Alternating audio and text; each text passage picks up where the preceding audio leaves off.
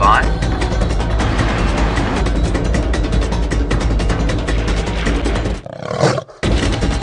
5, 4, 3, 2, 1.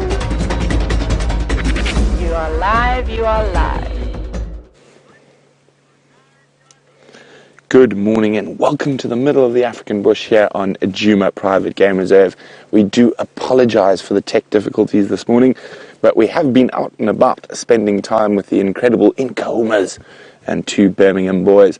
Lots of activity happening here at the Buffalo Kill. Lots of playing. The males just chased a female off the carcass and getting a good feed.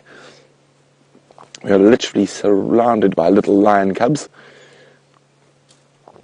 And as you can see, there's not much left of that buffalo. Oh, here comes a little Harrier. He's coming to inspect us by the looks of things. Oh, look at the power of that male. He actually moved the whole carcass. I was quite surprised they didn't drag it into the shade yesterday. And everyone's got full bellies and was feeling a little lazy.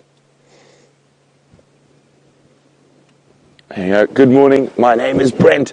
I have Dangerous Dave, the objectified dish, on camera today, and we are looking forward to a spectacular sunrise safari. James and Brian are out looking for leopards in another part of the reserve, but for the moment we're going to sit tight with the Nkuhuma pride. Remember, this is a live African safari, and you can send us questions by using the hashtag SafariLive, or send us an email to questions@WildEarthTV. Now, we had that incredible dust storm and incredible winds last night, and we'll keep on that curve. Come out a bit, Dave. There's to the left. There's an attack about to happen. There we go. And there's this cub who's not facing another cub who's looking like stalking. Are you going to do it? Ooh, thinking about it. Nice cool morning, so the cubs are very, very active, playing around, jumping on each other, jumping on mom, even jumping on a Birmingham boy occasionally. See, there's the stalk. And he's going for the littly. Ooh, there we go, isn't that cute? So that's one of the older cubs and the younger cub.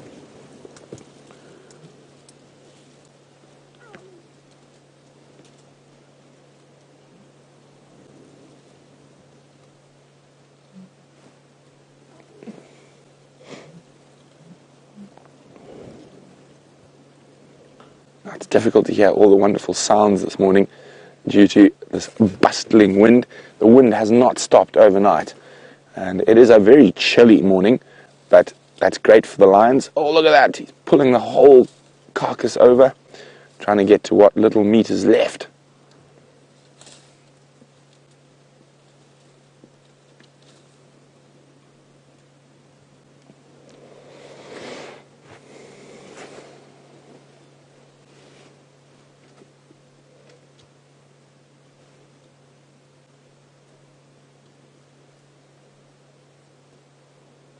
So 2 Birmingham boys here. We did see a third on yesterday's sunset safari, about 2 kilometers from here. Morning, Jared. Jared says, this is amazing. There are lions everywhere. Indeed there are. There are 5 lionesses, 8 cubs and 2 males, 16 in total, spread all around us.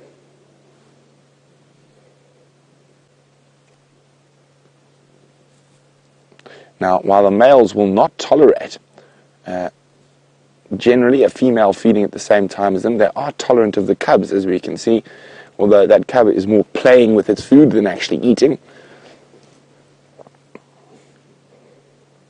It's pretending it caught the buffalo all by itself.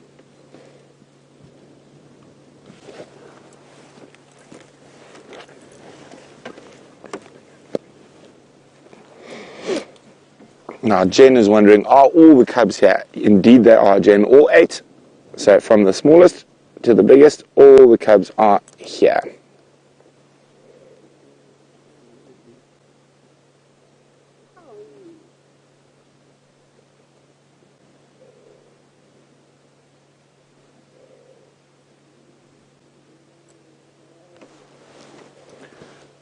So we are hoping for a bit of sun to break through the clouds. The sun has risen over the eastern horizon, and hopefully we're going to be getting some magnificent light on these lions shortly. There's a bit of cloud cover, but it's breaking up quite nicely. So I think we're going to be in for a treat in about 10 to 15 minutes. I think the light's going to be really good. So all those screenshotters out there, get ready, because I think you're going to get some magnificent screenshots this sunrise safari. Remember to share your screenshots with us, and you can do that by popping them on our Facebook page, which is Safari Live, or share them on Twitter with the hashtag Safari Live.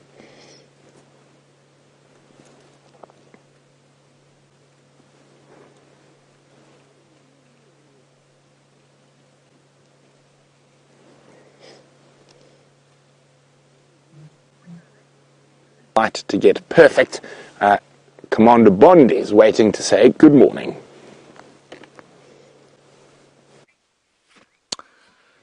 Good morning everybody, and please excuse the fact that I sound like James Earl Jones during his prime. My voice was a little bit crackly yesterday, and now it is just very deep. I hope you are all very well today. Hello, Brian. Hello, James. Brian is on camera today. Brian has got a massive case of hay fever on account of the fact that most of the soil in the Lowveld was put into the air by a very, very hard wind yesterday afternoon. My name is James, for those of you who don't know, and for those who don't care, I'm so sorry. Our plan today is to head down south. We've had some tracks of Karula already, and many of you told or would have seen her on the nest cam at about 20 past 10 yesterday evening. Her tracks came up the Mulwati drainage towards Juma Dam. Then we picked them up. We picked the tracks going that way. We haven't found them coming back this way. But I wonder if she doesn't have a kill somewhere down here in the drainage system. So that's going to be our general plan today, to see if we can't find that.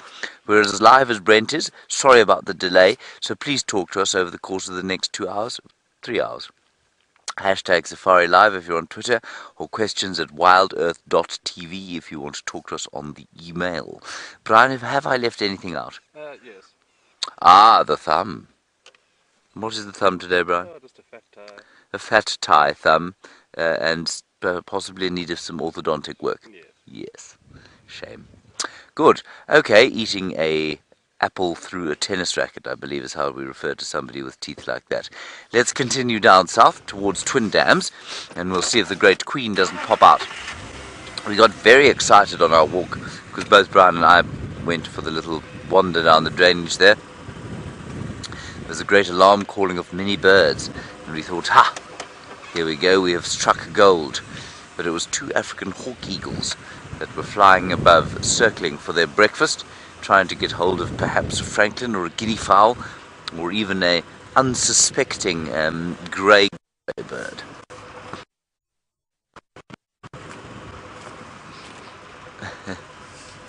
Hello, Shelley. You say if we don't have any luck with Karula, can we do a hyena den drive-by? We can certainly have a look around where those dens are, yeah, I'm happy to do that, Shelley. I'm pretty sure they haven't come back.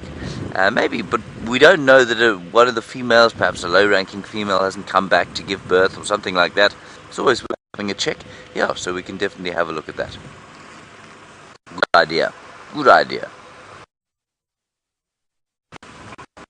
Alright, Brenty is still with the lions. Let's maximize that time there and go back to see how the cubs rejoice.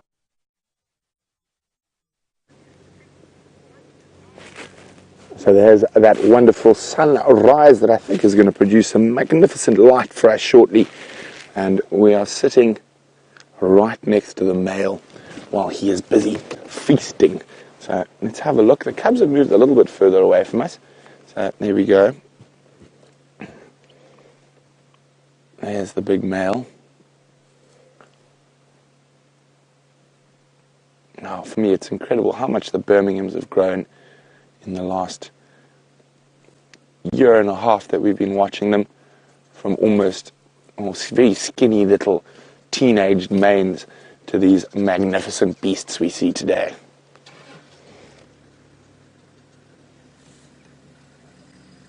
As you can see, the light is getting better. what we will do is we will move shortly, try to get a better view of the cubs, but let's just focus on the big boy. They seem to have stopped playing a little bit. Ooh, just look at the back quickly. Dave, you see the male furthest away, the cub is climbing on him, but he's not looking too impressed with him.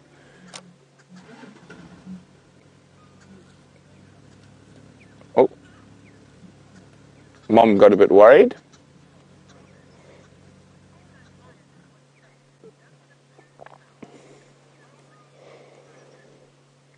Now, Robin says, with all those lions in one place, doesn't the smell of all their defecation become overwhelming?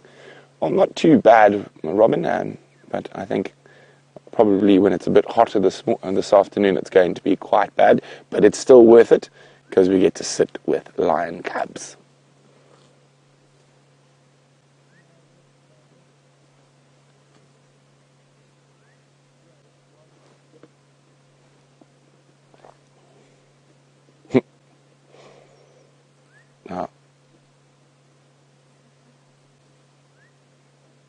That other Birmingham seems to be sequestering one of the lionesses to the side, so she's probably about to come into estrus, and that's why he's doing it.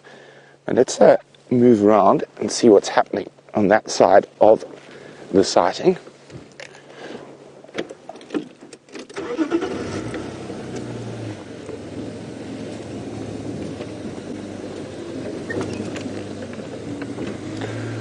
So remember, questions at WildEarthTV or use the hashtag SafariLive on Twitter. If you'd love to know anything about these incredible lions, what they've been up to, a bit of their history, and what they might get up to today.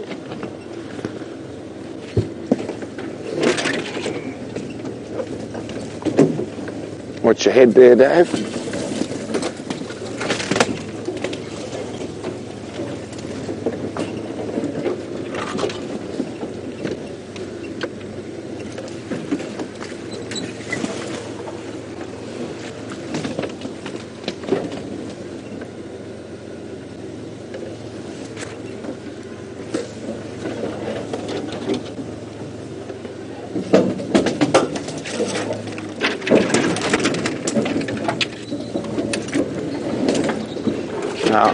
Oh, there's the missing lioness. I wondered where she was. I think she's just coming back from Sydney's waterhole. She went to have a drink, and there she's popped out. Now, there's some interesting dynamics happening at the moment. And if we look here, so we've got this lioness, and the one at Birmingham to the left, and he's not letting her anywhere near the other male. So she's probably about to come into estrus. Oh, there we go. You can hear this lioness who's walking and calling. Oh, get ready. I think it's going to be a cub attack. Hello, Mom. Miss Juma.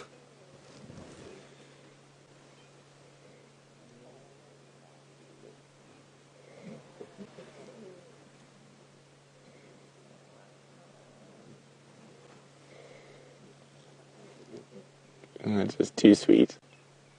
Lovely little greeting. As I said, I think she went off to have a drink at the waterhole.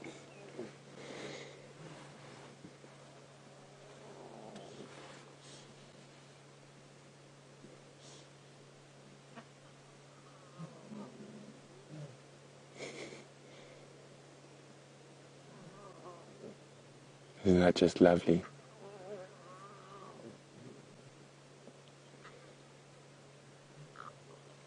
We're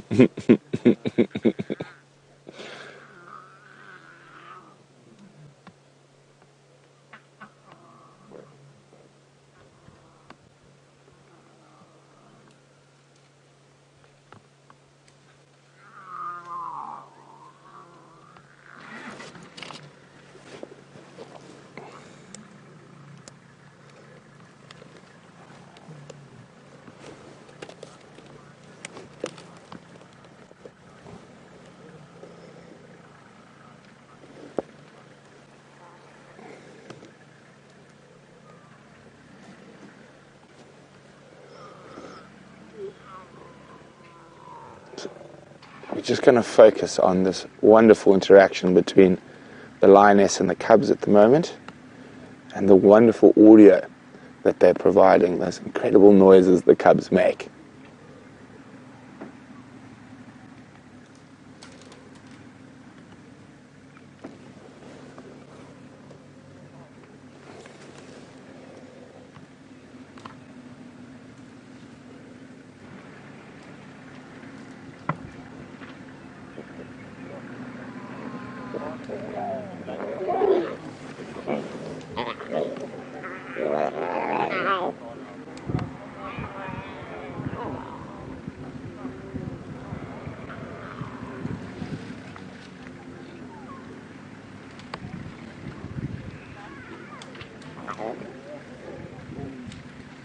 There's a little argument about milk there that caused that, all those noises.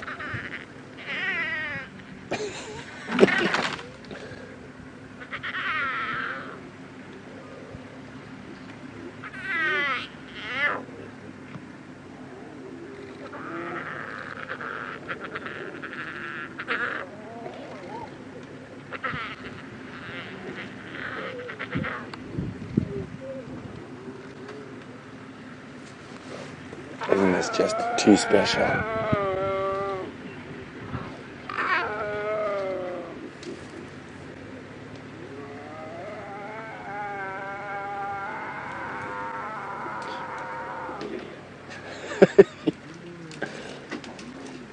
Serious complaints going on.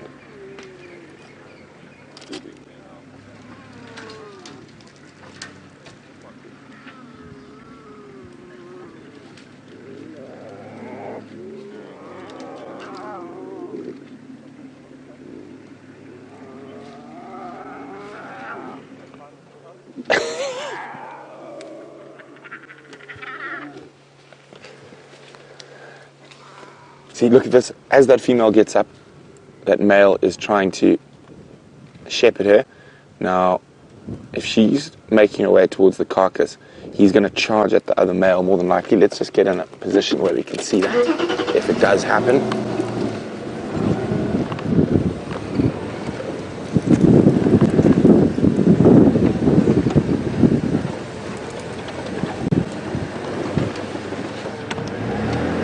Oh dear. So we're going to have to go across to James. I've got a flat tire and I need to get out of here before the tire gets too flat. And I have to change the tire right next to Lion's. So I'm going to just make my way out of here quickly, and then I'll be back in a few minutes. We're just going to change the tire very quickly. So let's go across to James.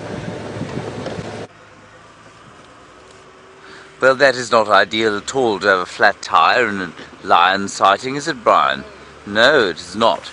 We have found absolutely nothing since we last saw you. We did see a few more tracks, but we think they may well have been the tracks that we found the end of towards the pan. So we're sort of just looking around here in these drainage systems to see if there isn't an antelope hanging from a tree or something. Otherwise, any heartbeat would be much appreciated.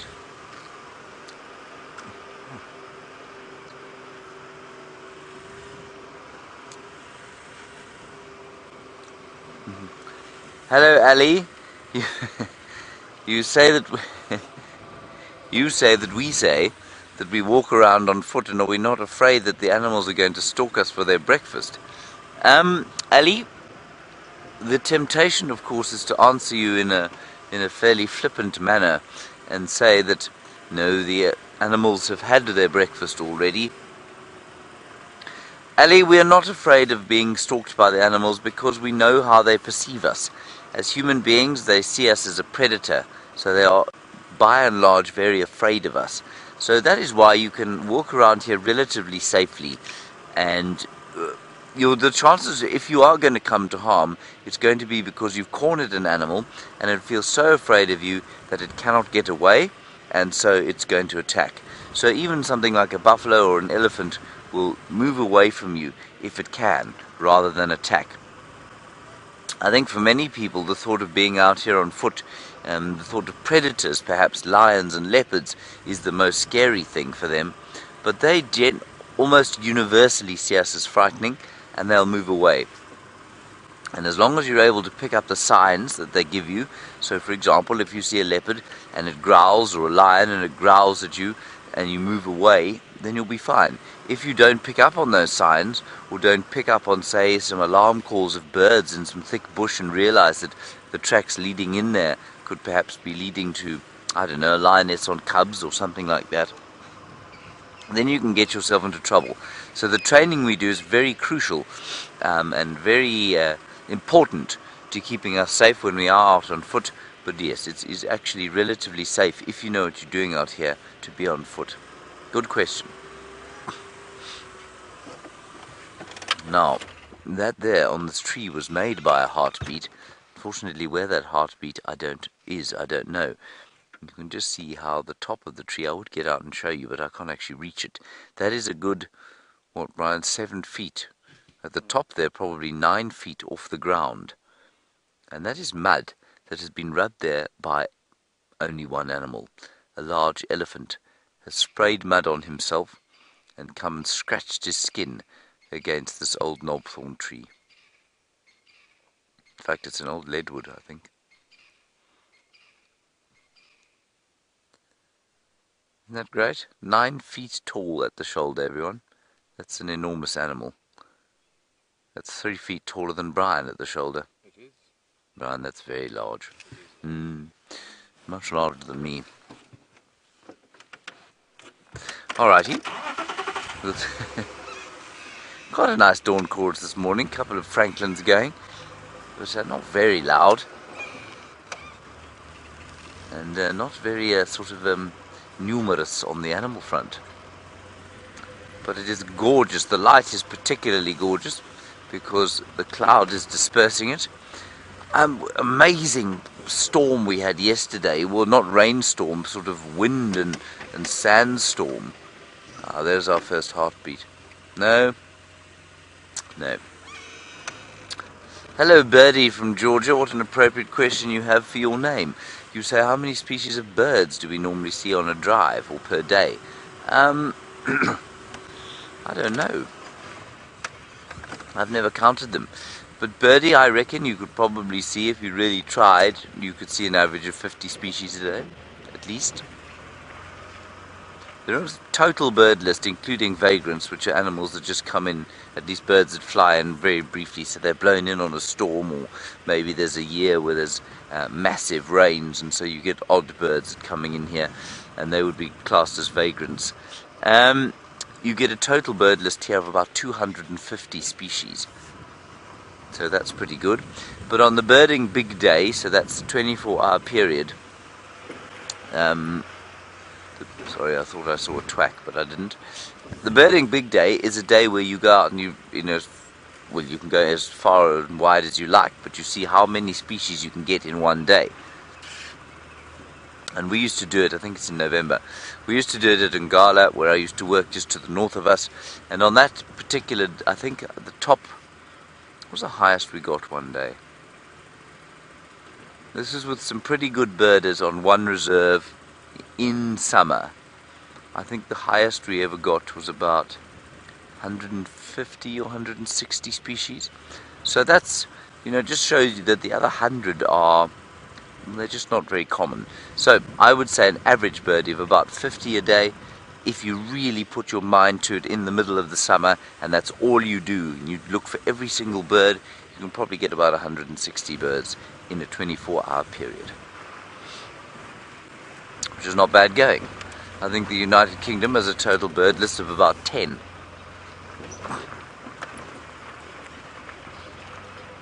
Not sure what Australia's. I'd love to know, what's Australia's total bird list? South Africa has a total bird population of about 950.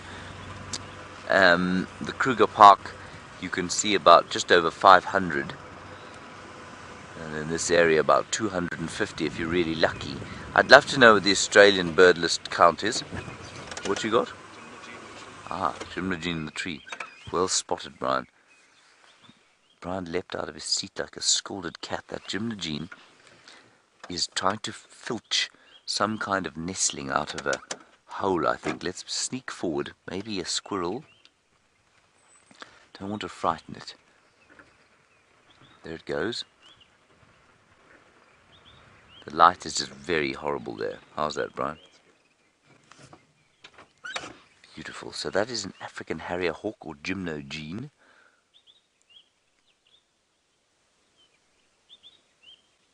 And listen to the birds calling, robins mainly.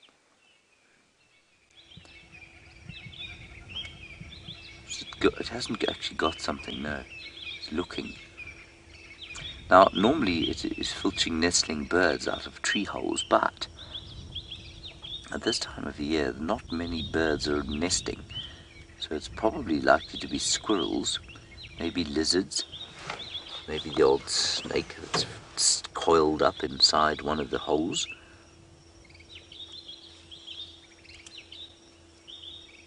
Is he gone? No, he's there. It's an impressive bird, that. I'm going to sneak forward. He's probably about two and a bit feet tall. I'm sure this is the same chap that was eating terrapins the other day at Buffelshoek Dam. It's so close by. I think we might get a really nice view if he doesn't fly off.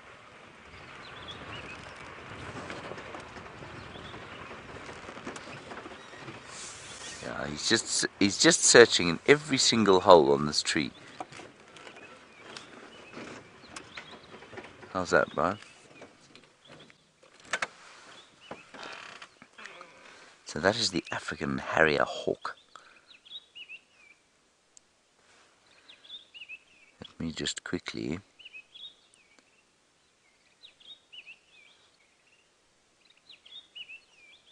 Oh, just listen to the bird song this morning. Isn't it lovely?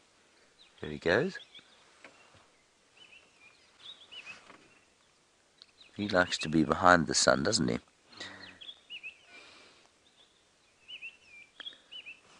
It also eats eggs, believe it or not. But it will basically eat anything. Small mammals, reptiles, frogs, insects, anything it can.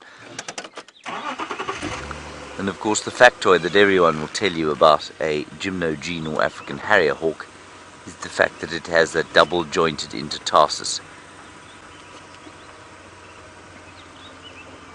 There he goes. Oh.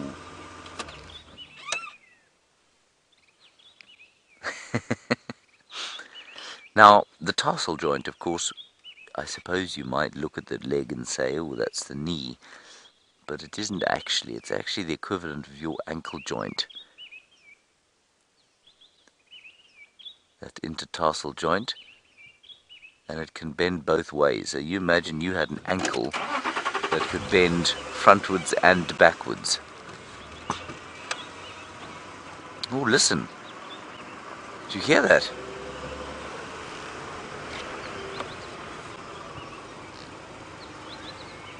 Listen, listen, listen, it's calling.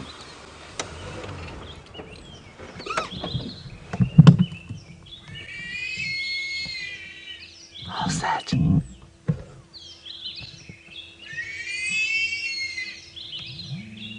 I don't think I've ever heard that before. I can just see it there. I'm going to sneak forward. Can you see it there, Brian? No. Hello, Bob in Australia. Thank you very much for your answer. You say that Australia has a total species list of just over 900, including vagrants. It's in that Balanites tree. Somewhere. I think in the middle there.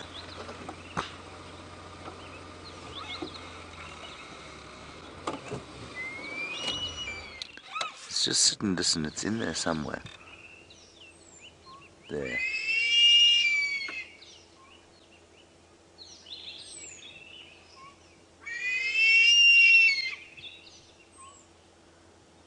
I don't think it's in the picture there, I'm not sure. Oh, there it is, yeah.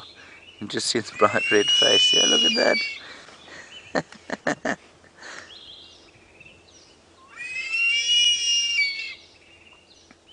Brilliant.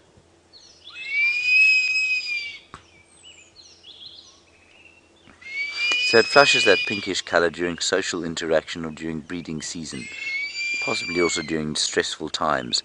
But the face is normally yellow.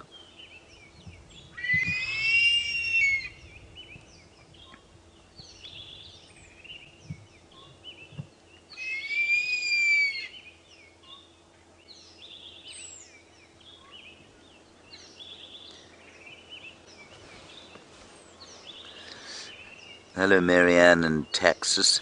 You want to know, while we look at this raptor, you want to know what the biggest raptor in this area is. Well, this one is just over 2 feet tall and has a wingspan. I'll just check what the wingspan is for you quickly. Doesn't actually say what the wingspan is. It's probably about the same. Well, no, but more than 2 feet. It's probably got a wingspan of about 4.5 feet.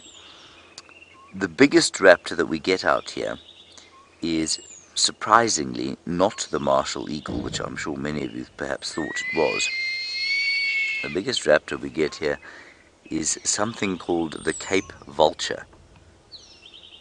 Now, the Cape vulture is not commonly seen here. It breeds up in the mountains just behind Hoedspruit there, and it is more than 3.5 feet tall. It's just over a meter tall. Sorry, just under 3.5 feet tall, and weighs about 9 kilograms. So that is a massive, massive bird. I'll just try and find its wingspan. Is 2.55 meters, which is in feet. What's that, Brian? It's about 7.5 feet. It's about 7.5 feet. 7.5 feet at the wingspan. And then the second biggest is probably the lappet-faced vulture, which is pretty much the same size actually, but apparently individuals of the Cape vulture have been found that are bigger than the white-backed, and it's a bit shorter. It's a bit shorter, a bit lighter, but has a slightly longer wingspan than the Cape vulture. Amazing. In fact, it's got a wingspan of 2.8 meters. I mean, that is massive. It's almost a full foot longer. It's almost 8 feet. So lappet-faced vulture and Cape vulture would be the two that compete for the largest raptor in this area.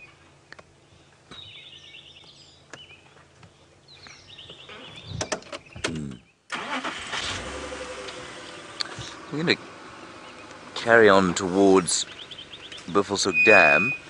I'll just go forward and turn. Oh, there we go. The same one.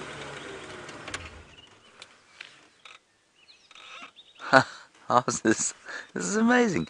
Laura, you're absolutely right. You say there that it's fascinating that his face is not flushing red and yellow, that it is staying yellow, red. And you say it must be full breeding season. I think that's exactly what's going on here, and I think that's exactly why he was calling like he was. Just go around the corner here.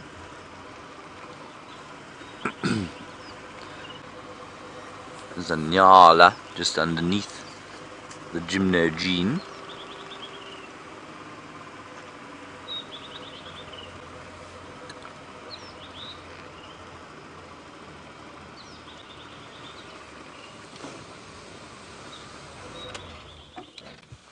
Oh, that's nice, isn't it? I'd have to try and take a picture, Brian.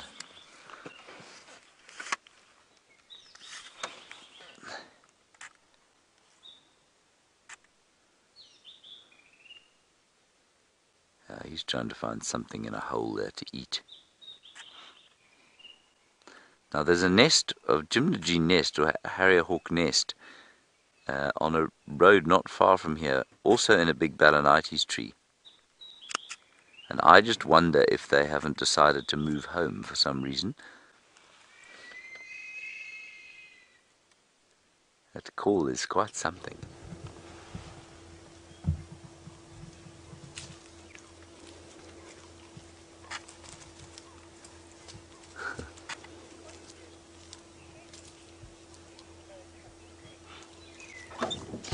Shelley, you say, do these birds hunt snakes? They will eat snakes, yes, happily eat snakes. They'll basically eat anything they can catch, but their special adaptation, Shelley, is to catch animals or birds especially, that live inside tree holes, because they've got very, very flexible legs, or tarsals, ankle joints, which allow them to reach into tree holes. So if you can imagine putting your arm into a hole from the top, and obviously you wouldn't be able to bend it up and down, you'd only be able to bend it one way. If you're a gymnogene, it can bend both ways.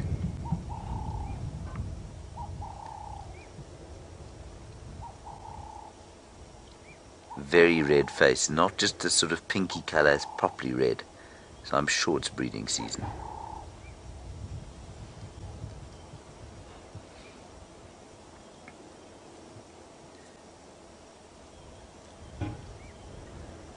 Ah, that's fantastic. And you can hear all the other birds have gone completely silent around here. All you can hear is the rustling of the wind at the moment, and the groaning of the car, obviously.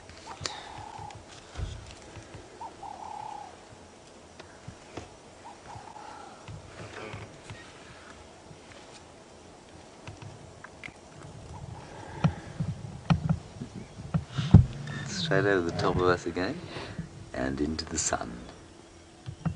How very marvellous, Brian. Wasn't that nice? That was fantastic. Very. Okay. Just continue on our way. I think we're going to do a brief pass over Buffelshoek Dam, see what we can find there. Maybe Kurula. Right. Brent Leo Smith, unlike the pit crew of the Mercedes Formula 1 team, has managed to change his tyre, but it did take longer than 7 seconds, and the cats have gone to sleep in the meantime, so let's go and have a look at them.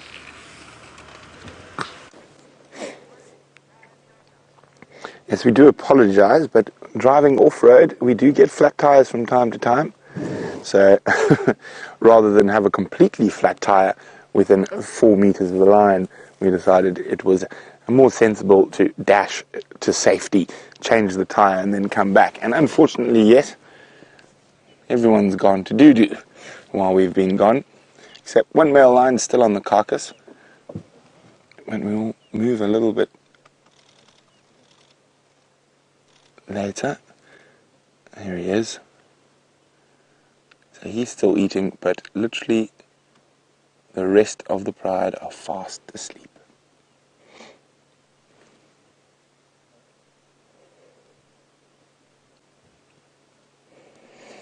Well, I know it wasn't quite 7 seconds, but I do feel Dave and I did a very good job. I think it was under 5 minutes. And unlike the Mercedes pit crew, whose wheels are very close to the ground, I suppose, also ours, but he's pulling the carcass.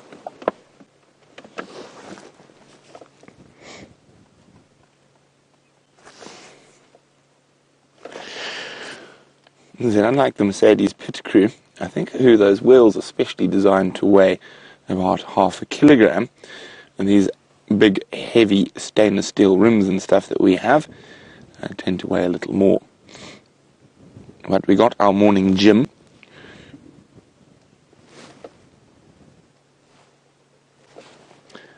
Looks like he's got into a position he's happy with again. And if we move around, we can see lots of sleeping lions. We've got the two of the lionesses fast asleep in front of us here. And then just to the left of them, it's the Birmingham, who's got, I can't see which lioness it is, who's using a piece of elephant dung as a pillow presently. Look at that. Look at that. See that? She looks very comfortable on that piece of elephant dung. And the Birmingham, who's following her every move. So it's not Amber. So it must be what was the baby of the last litter. So this sub-adult, who's now a full adult lioness. And So if she does have cubs, it'll be her first litter. And hopefully that does come in. The Birmingham boy is Mr. Split Lip. And now if we have a look at his lip, and you can see the remnants of that wound, and it has healed incredibly well.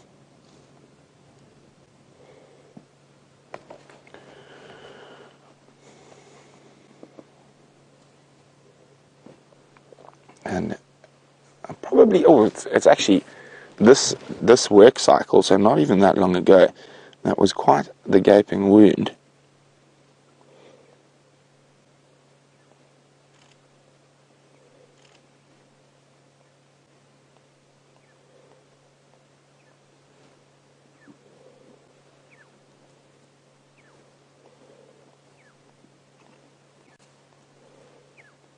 I'm just going to see if I can find it. There we go. So there we go. That's what it looked like less than 3 weeks ago. So you can see that split there, and you can see how quickly it's healed. Oh, Dave. Look at that. Incredible power of a male lion.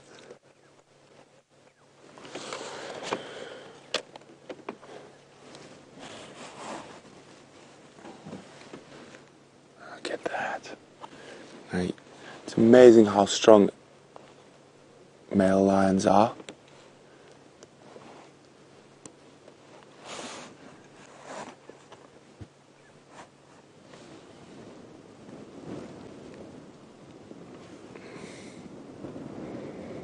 And you just drag that whole carcass without even trying.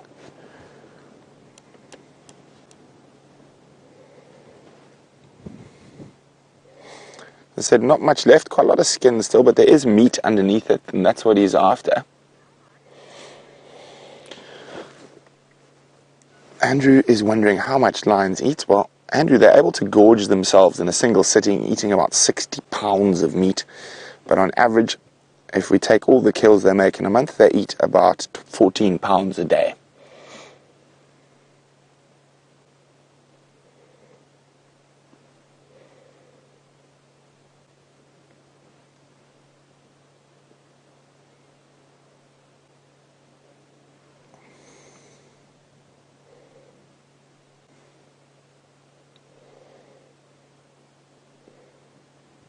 So when he moves and drags that carcass around, it's just to get to some bits of meat that are left. William is wondering, at what age does a male lion's mane start showing? Well, you can actually see it when they're about 7 or 8 months. They start getting really fluffy around the neck. But I mean, you can, just from physically the size compared to the female cubs, you can see it from earlier on. But I'd say really fully developed manes only about 5 to 6 years old, this age that you're looking at now. Their manes have developed incredibly over the last year.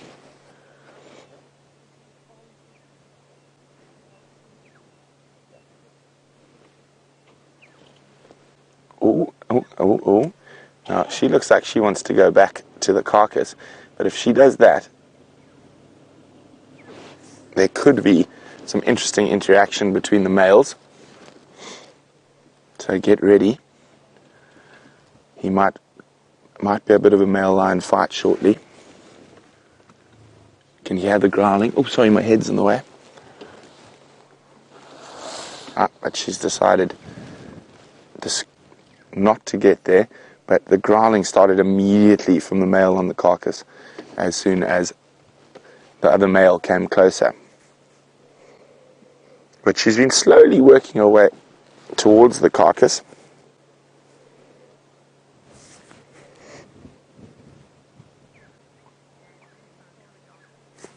But while we watch what's playing out with the lion dynamics, James has got a great big grey beast.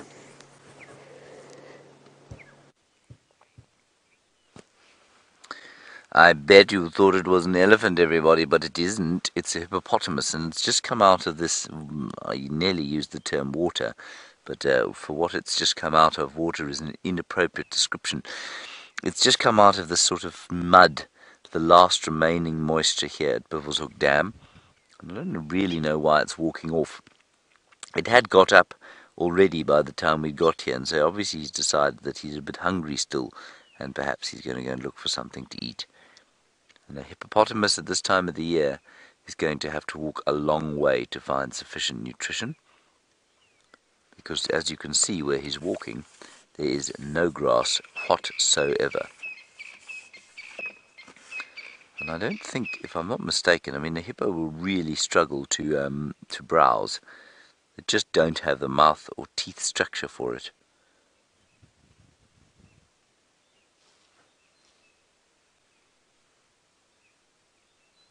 Poor fellow.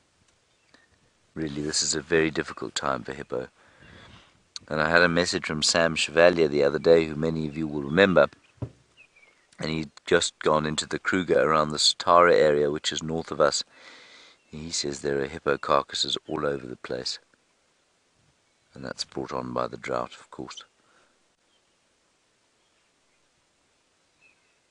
So eventually these little habitats, if we don't get rain soon, will run out. Then unfortunately that is what happens.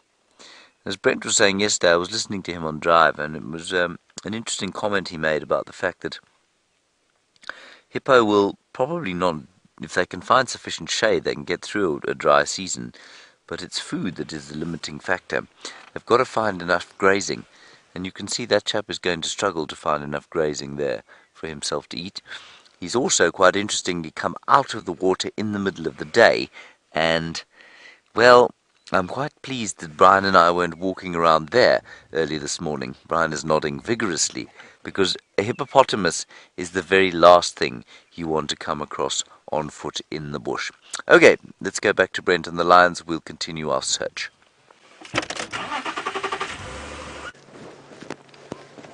So we've had a swap over of males. So the second male, oh, look at this. This is going to cause something. Get ready, guys. So she's immediately gone to flirt with the male who was feeding, who the other male's been protecting it from. So I'm just putting my head down. Now there's growling. There could be a bit of pandemonium shortly. As soon as that male started feeding, she's like, yes, escape.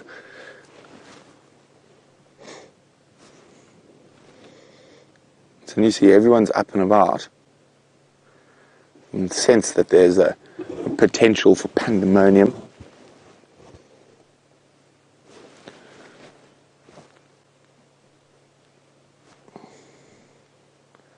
Okay, it all seems to be calming down again.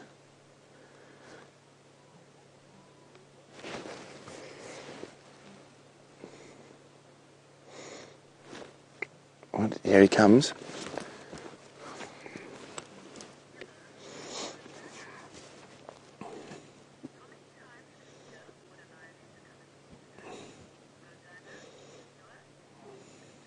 Okay, so status quo seems to have been reached again. Now, a huge welcome to Rosanna in New Zealand, who is a new viewer. Welcome to Safari Live, Rosanna. Now, Rosanna's wondering how many times in a year will a lioness come into estrus. Now, that is very dependent, Rosanna, on what's going on. If they've got cubs, they will take those cubs through to adulthood, which is about 3 years old, before they come into estrus again. But if the cubs are killed, they'll come into estrus within 2 weeks. So they are able to come into estrus frequently. Their gestation periods are also very short, only about 90 to 110 days. So they are able to produce cubs quite quickly if they lose cubs.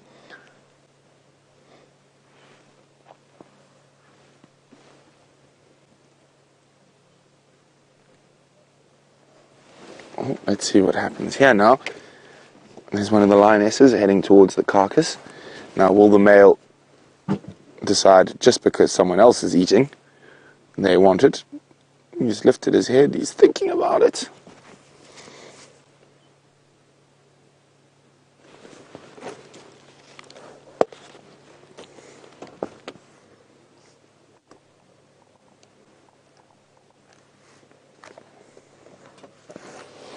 No, it doesn't look too stressful. Well, there we go. And you can see they've got lots of big fat bellies. But this cool weather will definitely suit them. As it gets warmer during the day, the lions will become less and less active as they need to digest, and they have quite a lot of trouble dispelling heat. They're unable to sweat like us, so they have to pant and lie in the shade.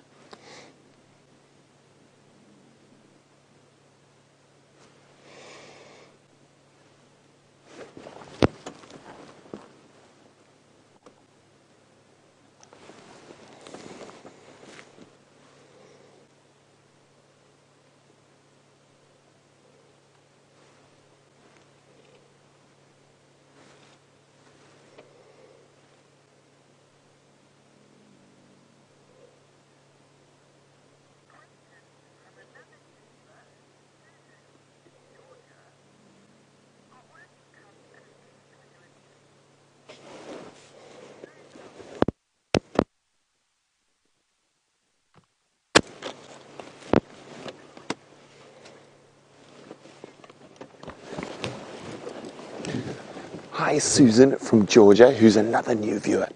Susan says, at what age will the cubs start eating meat? They seemed curious about the carcass yesterday, but not really that curious about the meat. Susan, all these cubs are eating meat. They can eat meat from about 6 weeks old. The problem is that they're so fat at the moment, and they're coupling the meat with mother's milk, that they're not as entertained by the carcass. But when this kill was first made, when James came here yesterday, Sunrise Safari, they had been stuck in. They were apparently covered in blood. But you can see why. They've got multiple sources of food. There they are, suckling on mom. Well, not all of them, but one of the nice things about being in a pride, and also in a pride where there's quite a few cubs of the same age, lions practice allo-suckling. What this means is that all the females who have cubs will suckle the other females' cubs.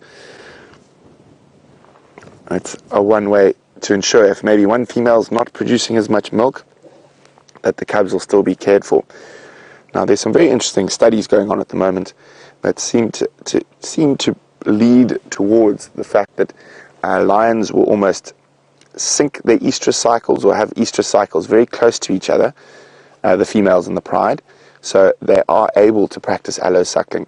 So there can be multiple females all producing milk when the cubs are at a milk drinking age. Now, they're only weaned at about 6 months, but they become less and less dependent on milk after about 3 months, 3.5 months, 4 months maybe. But at the moment, they still are very dependent on milk.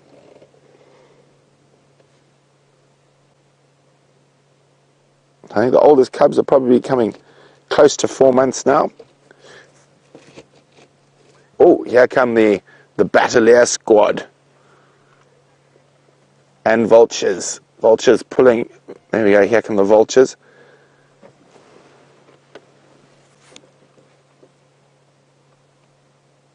Well, just beyond our view, you can see there at the top of the screen, just behind the bushes, there's a vulture sitting on top of a dead branch.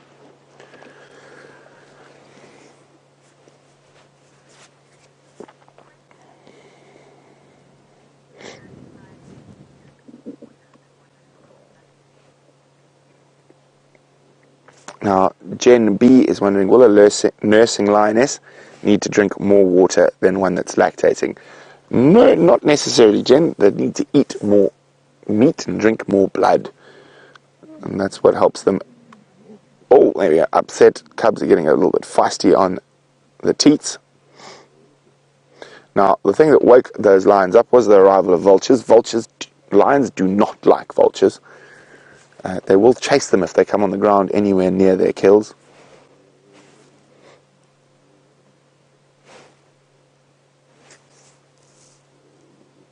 Now see, the one who stood up, now there's about 5 or 6 little cubs all trying to feed on 4 teeth, so this could be quite noisy.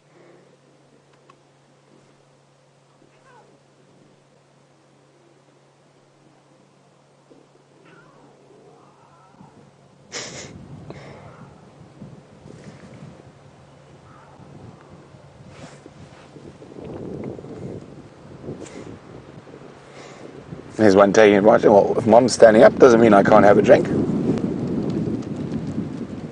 It's bit more difficult, but I will try.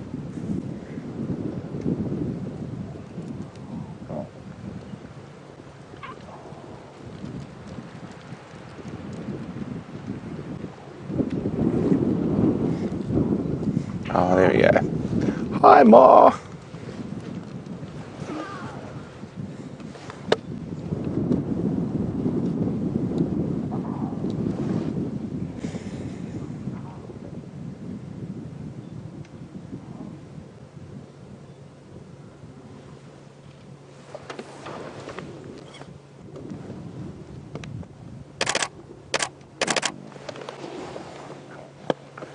We can hear.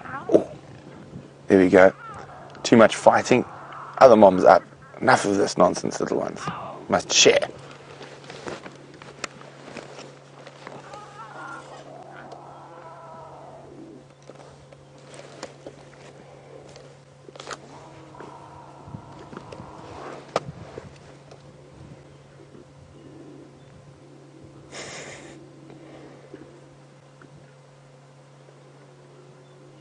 So you see that lioness, that one there.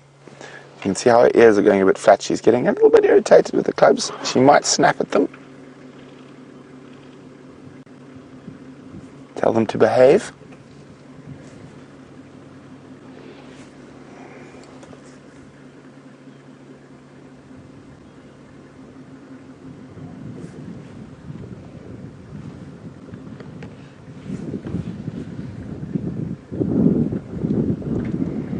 I do think everything is going to settle down again around the Nkuhumas. We'll just see what happens, but we're probably going to move out, let some other people come in here. We will try and maybe come back before the end of the safari. So we're going to leave the Nkuhumas to enjoy their nice cold windy morning and see what else we can find out here. While we do that, let's go see what James has been up to.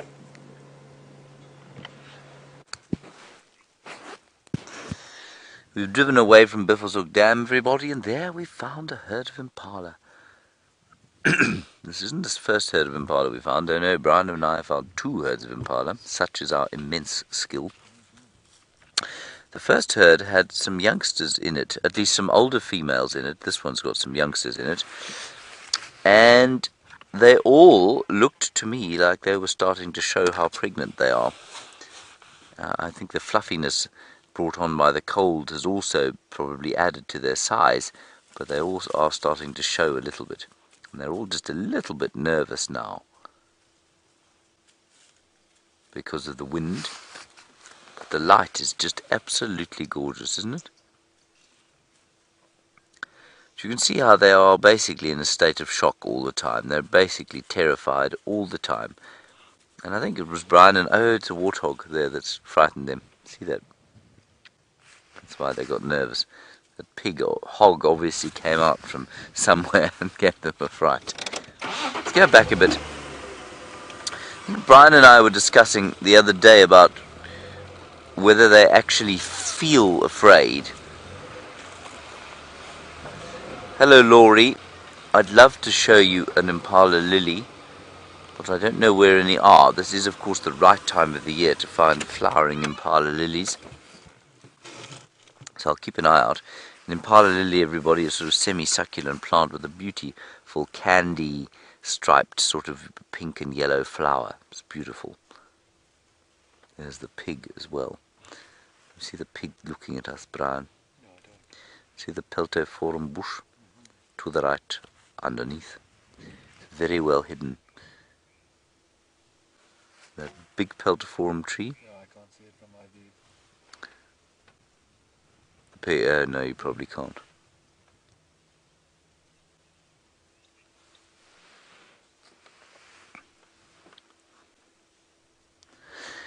And I was just back to the sort of fear thing.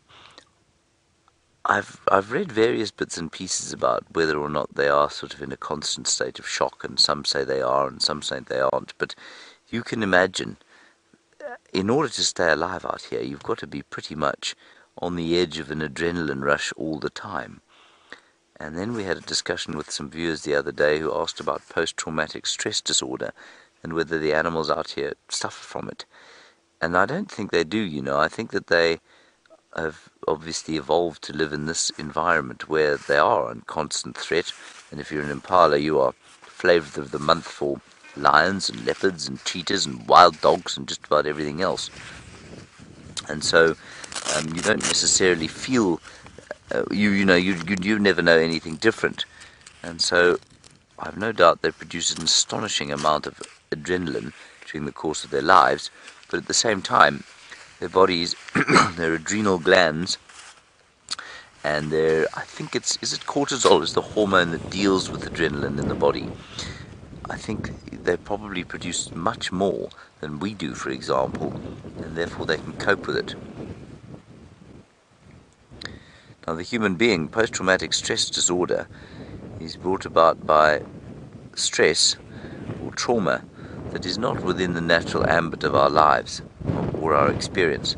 So if you think of those poor souls in the trenches in the First World War, and the amount of post-traumatic stress disorder they experienced, or anybody who's been in a conflict where bullets have been whizzing over your heads and you've watched people dying, that's not the natural order of things. And so it's not surprising that human beings have that post-traumatic stress problem. Because these impala, of course, in the same way that their diet doesn't make them sick, in the same way that their lifestyle doesn't make them sick, this is how they've lived for millions of years. And it's only we as human beings that have, with our modified lifestyles and our super uber stress, that have created situations like PSTD, cancers, I think, diabetes, and all forms of mental illness. So our bodies have just not biologically adapted yet, perhaps, to the lifestyles that we've made for ourselves.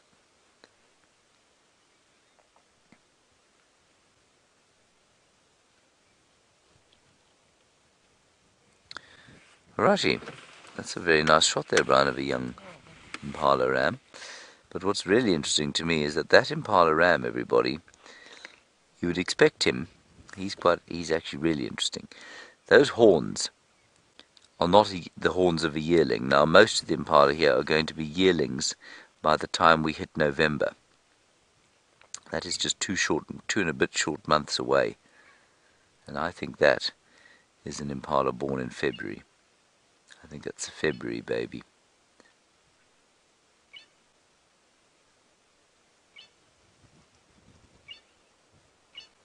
And just in the background you can hear some drongos going yip yip yip yip yip yip yip, singing this wind. You can also, I'm sure, hear rushing over the microphone. Whoosh. Strange weather. Alrighty, well done, Brian. Good job. Lovely impala sighting. Let's move on. Thank you, thank you, thank you.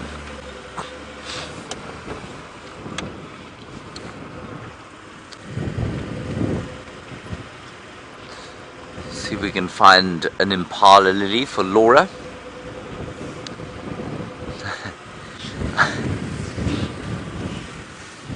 I once had a girlfriend called Laura, believe it or not, and I have an impala lily story about her. We went for a walk one evening. I was working down in the south of this area, and she wanted an impala lily, so I said, well, I know where there are some, so we come for a walk. And I was wooing her at that stage, and so we went out, and I mean, you're not really allowed to harvest wildflowers from the bush. I cut one. Now we found them, and I took a piece, and we didn't really know if they would grow. She turned out to be an utterly horrific gardener. It's another story. Anyway, we walked back into camp, and as we came back into camp, the owners came round the corner. They were about to go on a game drive, and I was struck by that sense of not knowing what to do, of awkwardness, where you know you've been cuffed doing something you perhaps shouldn't have, but is it serious enough to actually worry about, and would the owners worry about it? And I had this thing now behind my back, and I've no doubt in my mind they knew exactly what was going on. that I was wooing this young girl with an Impala lily that I'd filched from a clearing on their land, and I think they found it very, very amusing to see my discomfort. Anyway, the Impala lily died shortly thereafter on account of neglect from Laura. It's a good harbinger for how our relationship was going to go. Right, on we go to find some animals.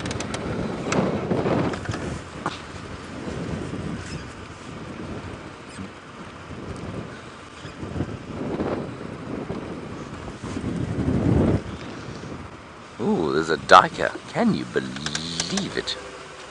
Oh, the duiker is running away, because duikers are born of yellow livers. They are not brave around vehicles. Lucy, you're wondering about buffalo and why it is that we haven't seen... that we haven't seen any breeding herds of buffalo of late. Lucy, you wonder if it's got to do with the drought. I think you're absolutely correct, it has to do with the drought. The water here on Juma is now fairly finished, and I think you'll find that the big herds of buffalo that sometimes come through here are now concentrating... Oh, come on, bird. There it is. With this lens we can get it. It's a red-billed buffalo weaver. Really nice shot of a red-billed buffalo weaver there. You can see its very nice red bill, you see. So, Lucy, I think you'll find that because the water is that much more concentrated in places away from Juma, that's where they're mainly going. So they do pop through here every so often for a bit of a graze, but then they'll disappear again. Here's something alarming on the ground. It was a helmet shrike, but there are a couple of doves there, so I don't think it's alarming at anything particularly alarm-worthy. E.g. Karula and her 2 cubs. I'm beginning to think she doesn't like me anymore, you know. I haven't seen her babies for some time. I'd really hoped when we saw that shot of her coming up towards the nest cam, I thought maybe we'd be lucky this morning. We might still be. In the meantime, let's go back to Brent, find out what he is tracking and where he is tracking it.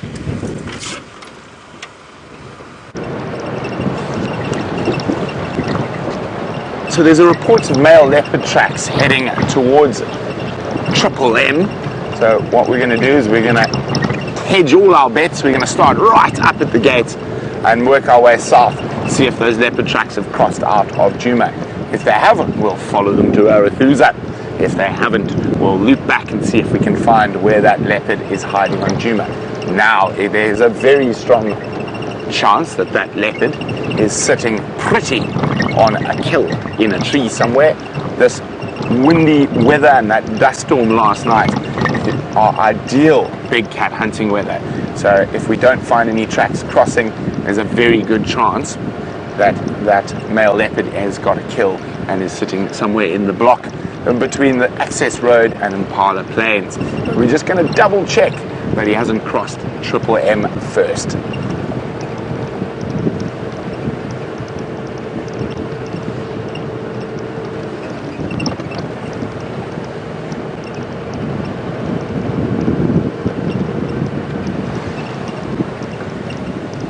Okay,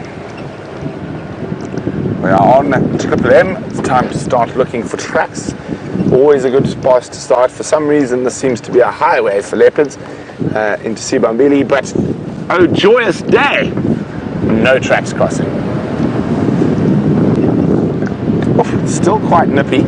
I've been quite lucky because we've been sitting quite still with the lions, but now the wind is still up, which is going to make a lot of their animals like the Impala James just had a little bit jumpy.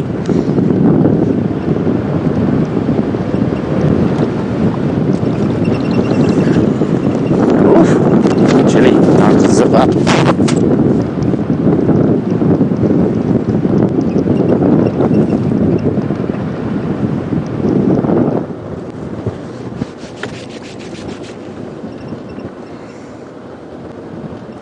Now it is always great because you never know what you're going to see, but also you never know what type of weather you're going to experience. And being out every day, we get to experience weather in all its facets. And last night, we had a first for me in the Sabi Sands, and it sounds like, since our viewers have been watching, a first for them as well. We had this incredible dust storm that just marched in from the southwest, and it almost looked like a monsoon rain coming towards us. But it turned out to be a wall of sand that got stuck between my teeth, and it got stuck between my eyelashes. And when I washed my hair last night, there was a definite brown color that came out of it. So I'm happy that the dust storm is over. It was quite something to behold and created an absolutely spectacular sky.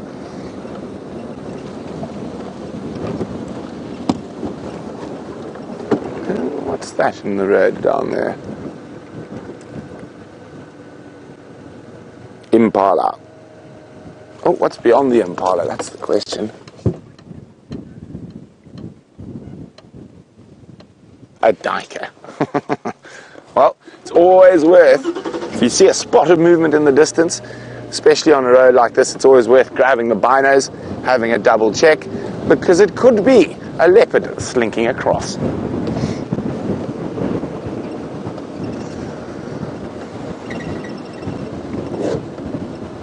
Now we're going to go very, very slowly through here. It is quite a busy road, but what we're hoping, if the tracks do cross, that they're going to cross in the soft bits on the edge where people haven't driven. Radio.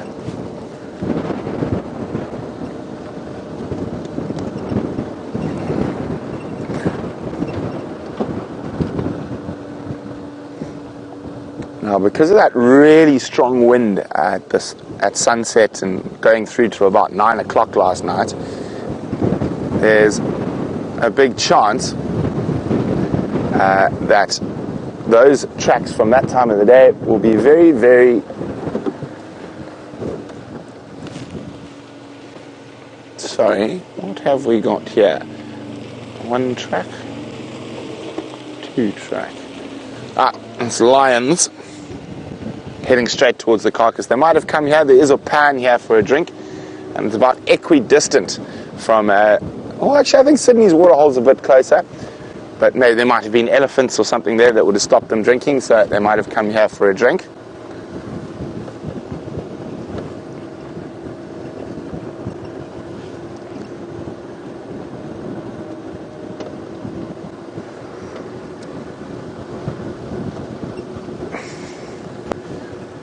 Hello, Morning Glory. Thank you very much for that update about Tingana, the dominant male leopard on Juma.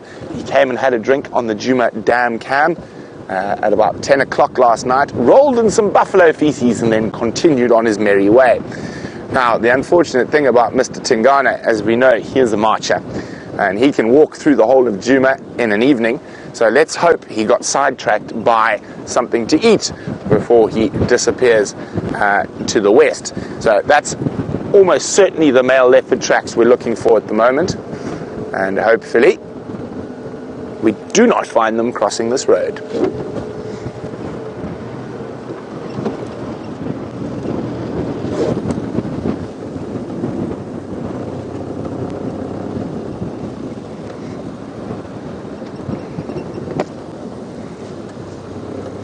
Now, Lissa said, because of that incredible sandstorm we had on the sunset safari yesterday, is it going to make tracking a little bit more difficult today? Yes and no. So any tracks that are not 100% fresh will have that lovely, or not lovely, but a fine layer of dust across. I mean, the wind is blowing, but it's not blowing to the same effect as it was last night. So there's still a good chance that if the tracks are fresh from this morning, they're going to be much more clear than the tracks from last night. So it's a bit of a double-edged sword, so yes and no. As long as the wind is still blowing enough to cover the tracks, but I'm hoping they'll be far more prominent than a track from yesterday.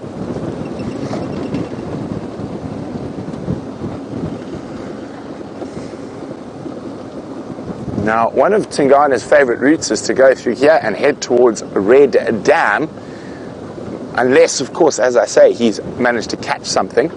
then there's a very strong, and with the weather last night, there's a very strong possibility that he is on Juma with the kill because of the weather. Now, as our little Impala scuttle off in the wind, James has got a slightly larger antelope to show you.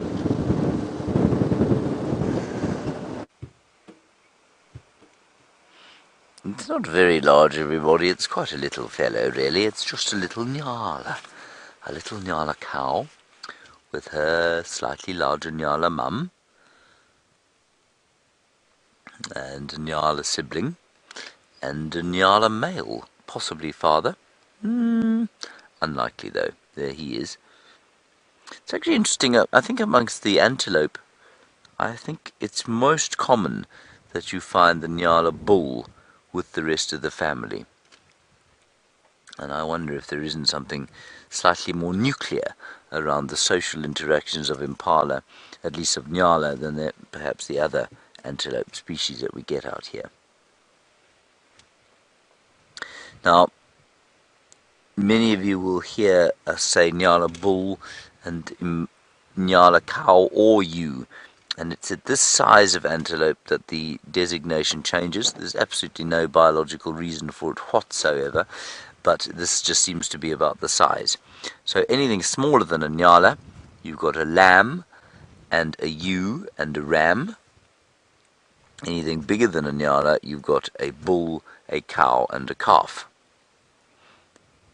You see how fascinating that Nyala finds this, Brian, chewing on that little piece of grass, which is quite impressive for a browser. So obviously doing a bit of mixed feeding at the moment.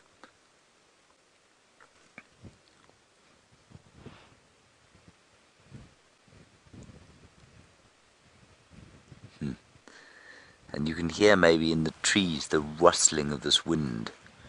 And the Nyala are very comfortable here. They'll just stick along in the sort of sheltered spots along these little tributaries of the great Mluamati drainage, enjoying the shelter offered by them. Seeing the leaves aren't even moving at all where the Nyala are feeding.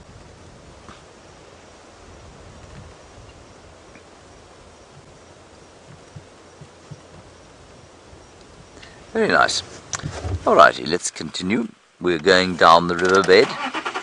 I'm heading towards my currently favourite jackalberry tree. It is my favourite jackalberry tree simply on account of the fact that it has so many jackalberries in it, and therefore it has quite a lot going on. We've had many things in there, many birds, and often monkeys, and we had some baboons there the other day, which is always hilarious. Watching baboons is like watching a natural sort of Monty Python skit. They're always doing utterly outlandish things to or with each other, and I suppose they're so funny because they are so very human.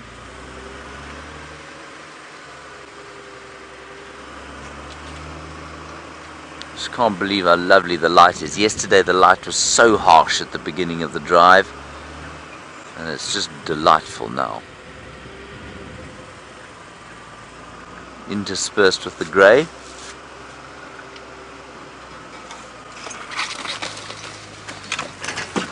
Car's not driving itself like it's supposed to, Brian.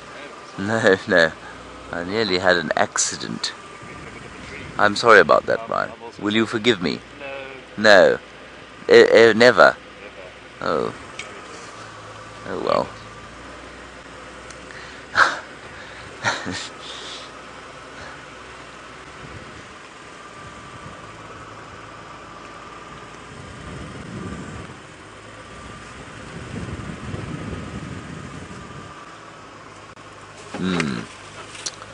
Very good question. Sandy, yes, is the short answer to your question.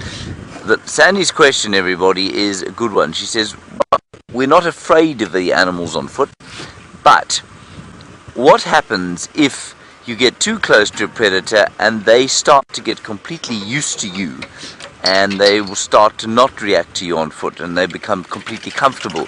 Do they become a danger, and will they then be removed?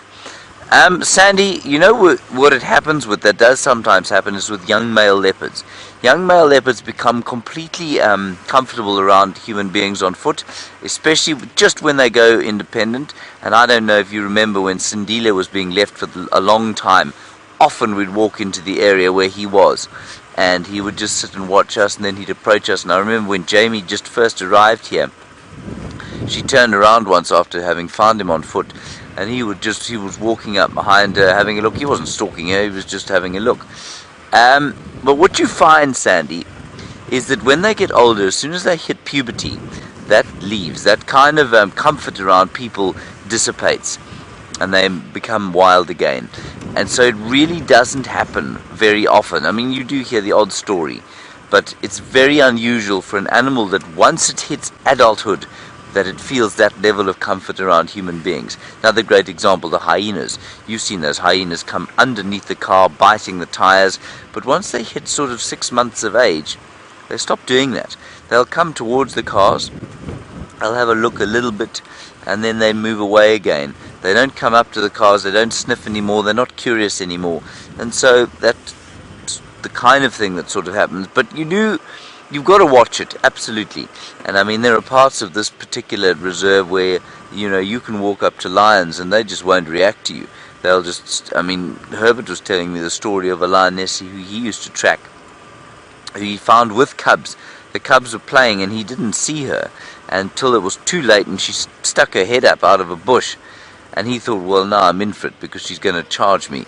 And she looked, recognized that it was a human being. I doubt she recognized who it was, and she put her head down and went back to sleep with her cubs playing all around her. So that's okay, but you do then, Sandy, get into the stage sometimes where the animal now thinks that's not a threat, so perhaps it's a meal. And that particularly happens with an older animal or a sick animal that will then try its luck. It's very unusual though. But normally when an adult reaches adulthood, they lose their sort of curiosity, and that wildness reinstills, and the relationship will drift again. So if you've had a relationship with a male leopard on foot before as a youngster, that drifts away as soon as they hit puberty and they become territorial. Nice question, that. Sheila, I haven't forgotten about the hyena dens. I did check the one off Leadwood a few days ago, so I'm not going to go to that one. I will happily go. We'll go towards Treehouse Dam after this, and we'll go towards the 2 dens near there. There's one on Philemon's Dip, or on Philemon's Cut Line, and there's another one just off Zoe's Road. We'll go and have a look at those two. I was also rather hoping for a spectacular brown hooded kingfisher sighting here. We've had some good ones of late, and they come and they sit at sort of eye level, and I've yet to get a good picture of them. But nothing like that, and no Karula. I still think she is just south of Juma Dam, on a kill somewhere.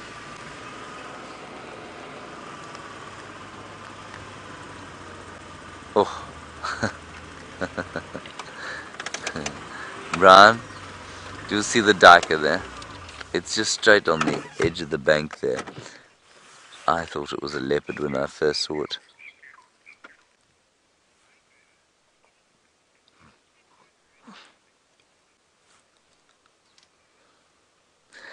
Hello, Herb.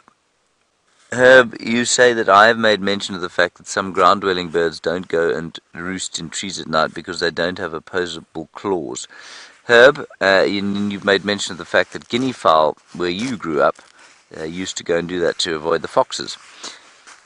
Herb, many ground-operating birds will absolutely roost in trees, and guinea fowl are one of them. Guinea fowl do have opposing toes. They've got a back foot. I was talking specifically about the coursers and the lapwings. The coursers and the lapwings only have 3 front-facing toes. They have no back toe at all, so they cannot grip in the same way that a guinea fowl or a francolin. Francolin will sit in trees often. In fact, they roost in trees. It's only the lapwings and the coursers that cannot go up into trees and perch there. They could go and stand in trees, absolutely, but I don't think they could sleep in trees. But francolins and the guinea fowl absolutely can, yeah.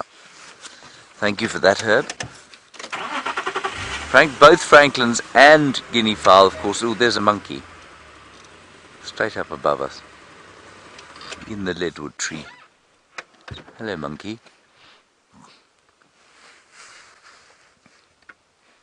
You shall see him, Brian. I think he's hiding.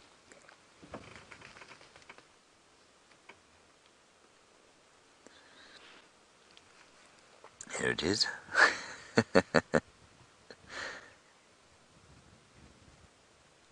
Oh, look at that.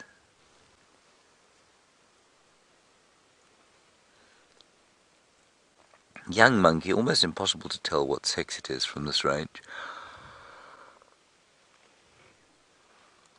I'm just wondering why he seems to be on his own. Seems a little bit odd to me. Not so, Brian. Well, we're not far from our big jackalberry tree, so let's pop down there and have a look. What's going on there?